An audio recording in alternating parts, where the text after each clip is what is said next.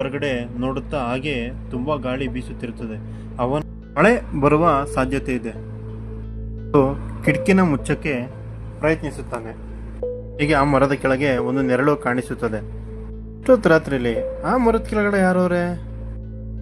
ಇವತ್ತು ಅಮಾವಾಸ್ಯೆ ಬೇರೆ, ಯಾವ್ದಾರು ಕೆಟ್ಟಾತ್ಮಗಳು ಆ ಮರದ ಕೆಳಗಡೆ ಏನಾರು ಇದ್ಯಾ? ಕಿತ್ಗೆ ಸ್ವಲ್ಪನೇ ಭಯ ಸ್ಟಾರ್ಟ್ ಆಯ್ತದೆ. ತಿರ್ಗಾ ಅಂಕಿತ್ ಆ ಮರದ ಕೆಳಗಡೆ ಆ ನೆರಳು ಕಾಣಿಸುತ್ತೆ. ಆಗ ಅವನು ತುಂಬಾ ಹೆದರ್ಕೊಳ್ತಾನೆ.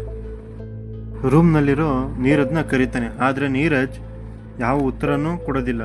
ಅವನಿಗೆ ಮತ್ತೆ ಇನ್ನೊಂದು ಸಲ ನೆರಳು ಕಾಣಿಸುತ್ತೆ. ಅವನು ಆ ನೆರಳು ಕರೆದಂಗೆ ಆಗಿ ತುಂಬ ಸಲ ಅವನಿಗೆ ಯಾರೋ ಕರೆದಂಗೆ ಶಬ್ದ ಕೇಳಿಸ್ತಾ ಇರ್ತದೆ. ಆಗ ಅವನು ಮತ್ತೆ ನೀರಜ್ನ ಕರೀತಾನೆ. ಆಗ ಅಲ್ಲಿ ನೀರಜ್ ಇರಲ್ಲ. ಆಗ ಅವನಿಗೆ ಕನ್ಫರ್ಮ್ ಆಯ್ತದೆ, ಓ ಆ ಮರದ ಕೆಳಗಡೆ ಇರೋದು ನೀರಜ್ಜೇ ಇರ್ಬೋದು ಅಂತ ಎದುರ್ಕೊಳ್ತಿರ್ತಾನೆ. ಅವನಲ್ಲಿ ಏನು ಮಾಡ್ತಾವನೆ ಅಂತ ಅಂಕಿತ್ ಕೆಳಗಡೆ ಓಡೋಗ್ತಾನೆ. ಹೃದಯ ಜೋರಾಗಿ ಬಡಿದುಕೊಳ್ಳುತ್ತಿರುತ್ತದೆ. ಆದರೂ ಅವನು ಆ ಮರದ ಬಳಿ ಹೋಗ್ತಾನೆ. ಅಂಕಿತ್ ಯಾವಾಗ ಯಾವ ಭಯ ಇರುತ್ತೋ ಅಲ್ಲಿ ಅದೇ ನಿಜ ಆಯ್ತದೆ. ಆ ಮರದ ಕೆಳಗೆ ಕಣ್ಣನ್ನು ಮುಚ್ಚಿ ನೀರಜ್ ಕುಳಿತಿರುತ್ತಾನೆ.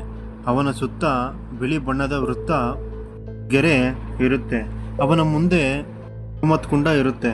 ಅವನು ಓಮತ್ ಕುಂಡದ ಮಧ್ಯದಲ್ಲಿ ಕೂತಿರುತ್ತಾನೆ. ಅವನು ಒಂದೇ ಮಾತನ್ನ ಪದೇ ಪದೇ ಹೇಳುತ್ತಿರ್ತಾನೆ. ಕೆಟ್ಟ ಶಕ್ತಿ ನನ್ನ ಹತ್ರ ಬಾ ಅಂತ ಹೇಳ್ತಿರ್ತಾನೆ. ಹೇ ಮರದ